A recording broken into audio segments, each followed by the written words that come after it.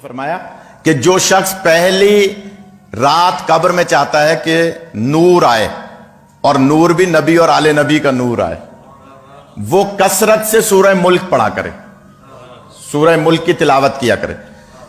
جانتے ہیں، جاننے والے صاحبان علم تشریف فرمائیں کہ ہمارے ایک اور عالم گزرے ہیں، علامہ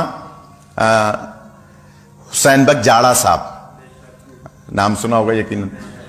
ان کی تفسیر ہے تفسیر انوار النجف، اس میں بھی ایک روایت لکھی ہے کہ سرکار کے ایک صحابی تھے جو مال تجارت لے کر کہیں سفر پہ گئے، راستے میں نماز کا ٹائم ہوا، کچھ آرام بھی کرنا چاہا تو نوکر چاکروں سے کہا بھائی خیمے لگاؤ اور مجھے یہاں آرام بھی کرنا ہے، نماز بھی پڑھنی ہے۔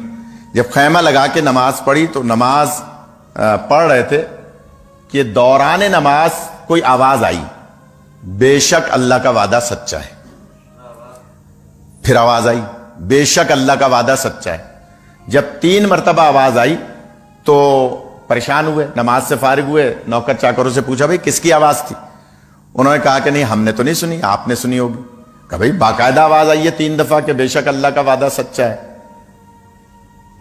نہیں سمجھ میں آئی، سفر مکمل کر کے مدینے پہنچے، سرکار کی خدمت میں سرکار انوار النجف تفسیر اٹھا کے دیکھ لیجئے گا سورہ ملک کی تشریح میں اور تفسیر میں، کہ کہا کہ سرکار راستے میں ایسا ایسا ہوا، میری سمجھ میں نہیں آیا کس کی آواز تھی۔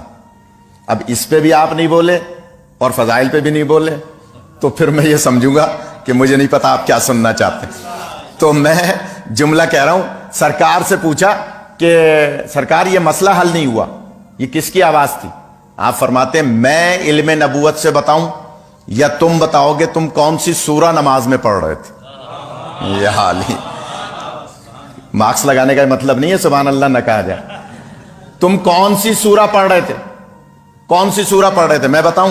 اس نے کہا سرکار آپ تو بہتر جانتے ہیں لیکن میں سورہ ملک کی تلاوت کر رہا تھا۔ سرکار فرماتے ہیں تمہیں نہیں پتا، جہاں تم نے خیمہ لگایا تھا اس کے نیچے میرے ایک صحابی کی قبر تھی اور اسی قبر پہ کھڑے ہو کے تم سورہ ملک پڑھ رہے تھے۔ حوادث زمانہ سے اس کے نشان مٹ گیا تھا، تم نے وہیں خیمہ لگا کے اسی کی قبر پہ نماز پڑھی اور وہی تمہیں بشارت دے رہا تھا کہ بے شک اللہ کا وعدہ سچا ہے۔ خدا آپ کو خدا آپ کو سلامت رکھے۔ اس لیے وہ بشارت دے رہا تھا کہ وہ بھی سورہ ملک پڑھتا تھا اور تم نے بھی اس کی قبر پہ سورہ ملک پڑھی کھڑے ہو کے۔